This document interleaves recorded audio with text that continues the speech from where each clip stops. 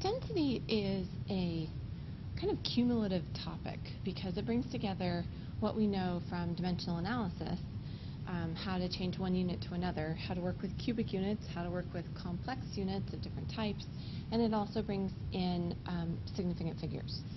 So you'll want to make sure you've watched those videos first before you tackle this one. The definition of density is it's the mass of a substance divided by the volume of that substance. And it's nifty, but also kind of sneaky, because it hides a unit conversion. So if I have something that has a density of, let's say, 5.5 grams per milliliter, hey, notice here that my units, there's a mass unit divided by a volume unit. All densities will have some kind of mass unit divided by a volume unit.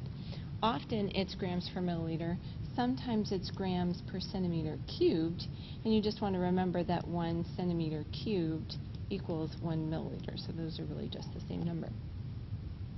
So it's kind of a sneaky unit conversion because this relationship here is the same as saying 5.5 grams equals 1 milliliter.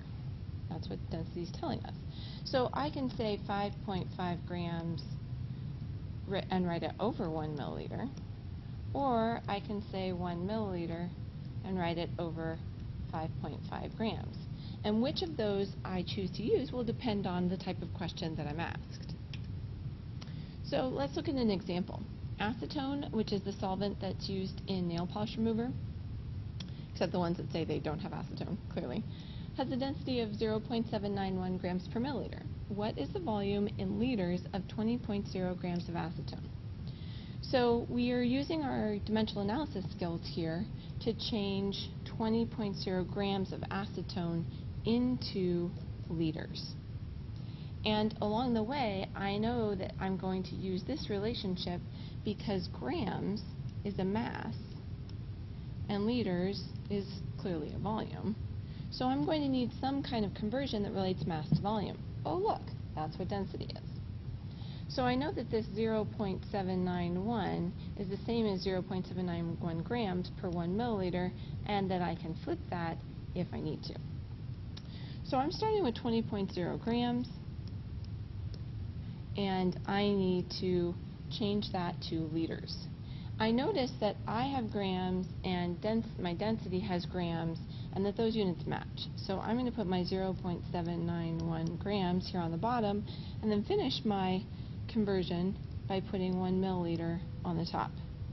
Grams cancels out, and I have milliliters, which is great. I just moved from mass to volume. It's kind of like magic.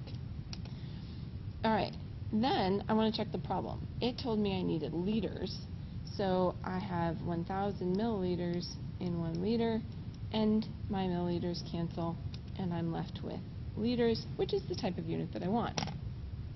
We plug it into our calculator and find that our answer, let's see, 20 divided by 0.791 divided by 1,000, I get 0.02528, 0.2528, and we want to check our significant figures.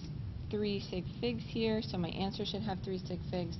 So this becomes 0.0253, and my units are liters.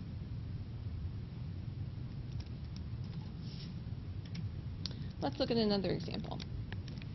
In this example, I start with a mass, 12.0 grams, and a volume of 2.69 centimeters cubed. So I've got grams and I've got centimeters cubed, and it asks me to solve for the density of the sand in pounds per liter.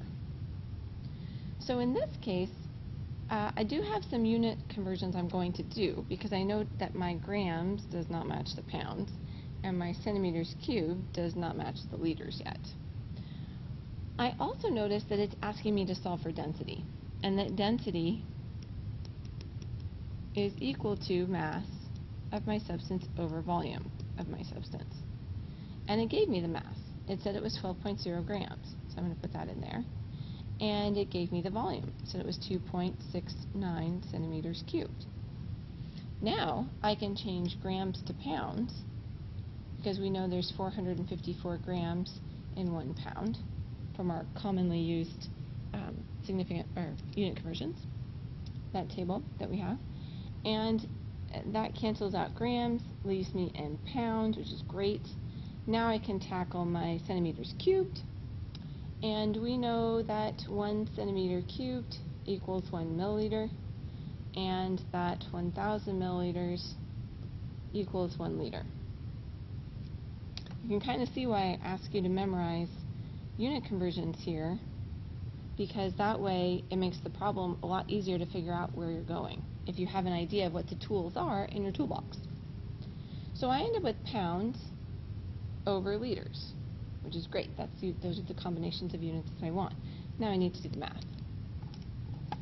So I have 12 divided by 2.69 divided by 454 multiplied by 1,000, and I get 9.825. Check my significant figures.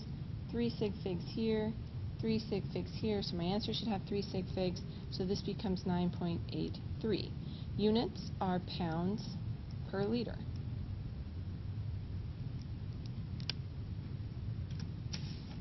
Let's do one more example. Actually, it looks like I have 2 more examples, but this is the third. In this case, I'm given the density of homogenized milk. It's 1.03 grams per milliliter, and we want to know the mass in milligrams of 1 cup of milk. And 1 cup is a volume measurement. And so pretty much in this problem, I've been given the density and the volume. So I can think about this as I'm taking 1 cup, and I need to change it into milligrams. And I need to think about the conversions that I'll use along the way. Well, I'm given the very first one right here. So if I'm starting with 1 cup of liquid, then 1 cup is defined as being equal to 236 milliliters here. And now I notice that I'm in a unit that matches my density. So there's my 1 milliliter. Here's my 1.03 grams, and that allows me to cancel out milliliters and change from volume to mass. My last step is to go from grams to milligrams, and we know that 1,000 milligrams equals 1 gram. Grams cancel out, and I'm left with milligrams as my final unit. Plop everything into your calculator. 236 times 1.03 times, times 1,000. Pretty big number. I get 243,080. And I go back and check my significant figures. I have to check my density. It has 3. And my measurement, it has 1. So this number has to become 1 significant figure.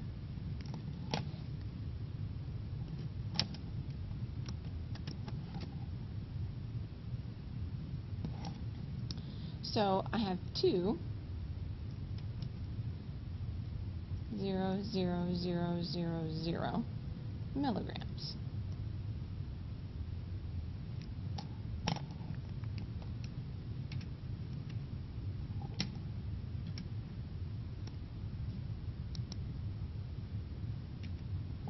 On our last example, we're looking at density less from a calculation standpoint and more from a theoretical standpoint. What does something being more dense than something else actually mean in terms of what physically happens when we put those two things together? And so we have this example where we know that air has a density of 1.29 grams per liter at room temperature. Will a balloon filled with argon gas sink or float in air if argon has a density of 1.78 grams per liter? So here's the basic idea to keep in mind, which is things that are less dense than the substance that they're in will float to the top. And things that are more dense than the substance that they're in will sink below. So, for instance, if you took some water and some oil and you mix them together, they don't mix. They'll eventually separate out.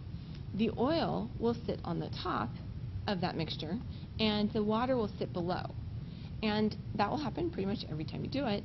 So what we know, and we can measure it independently, is that oil is less dense than water. So in this case, argon has a density that is greater than that of air. So we know that the argon gas will sink.